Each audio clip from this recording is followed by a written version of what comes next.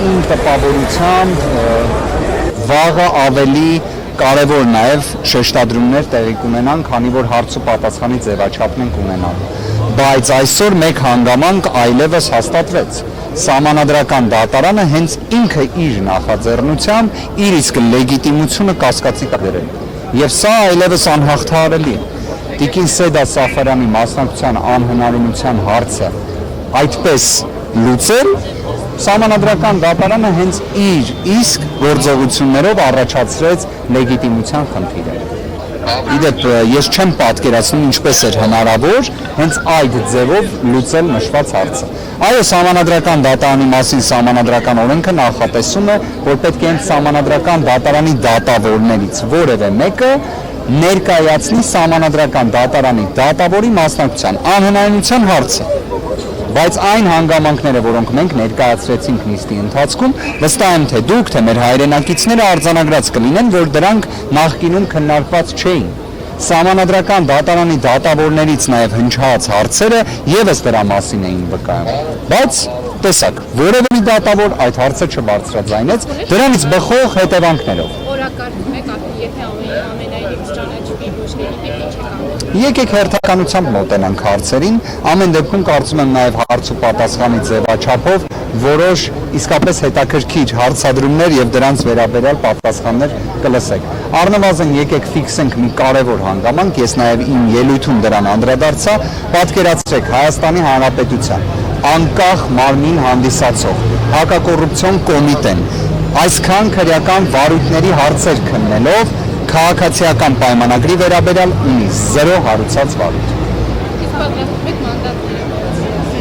Կարծում եմ հերթականությամբ հարցերը դեռ քննարկենք Սահմանադրական դատարանում, եթե ես այդ հարցին պատասխանեմ, ինչ որ իմաստով նման վարքագիծ կլինի քաղաքացիական պայմանագրի։ Մենք ընտրության արդյունքները վիճարկել ենք։ Մենք ընտրության արդյունքները ոչ միայն վիճարկում ենք, մենք գտնում ենք, որ դրանք պետք է անվավեր ճանաչվեն։ Կամ նշանակվի ընտրությունների երկրորդ փուլ, կամ մատնատերի բաշխման կարգ, նոր կարգ սահմանվի։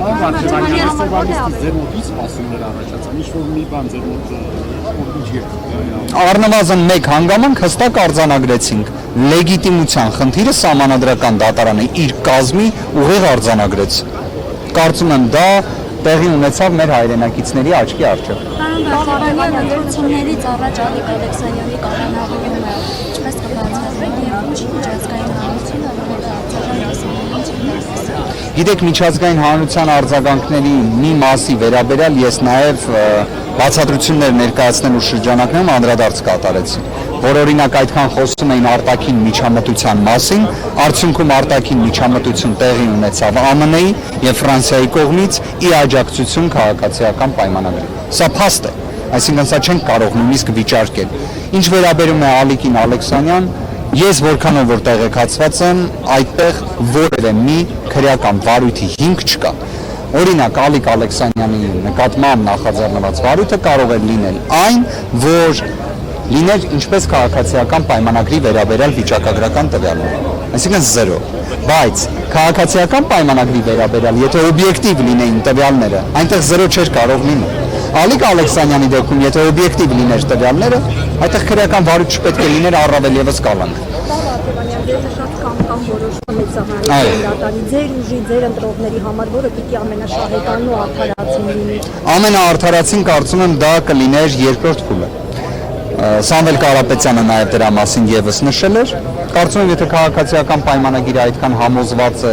իր հանրային աջակցության վրա, որն է խոչընդոտը, որ իրենք եւս միանան մեր այդ դիրքորոշմանը, որտեղ հիշեցման կարգով իրենք չեն հավաքել ընտրողների, ձայների մեծամասնությունը։ Ձայների մեծամասնությունը իրենց դեմ է։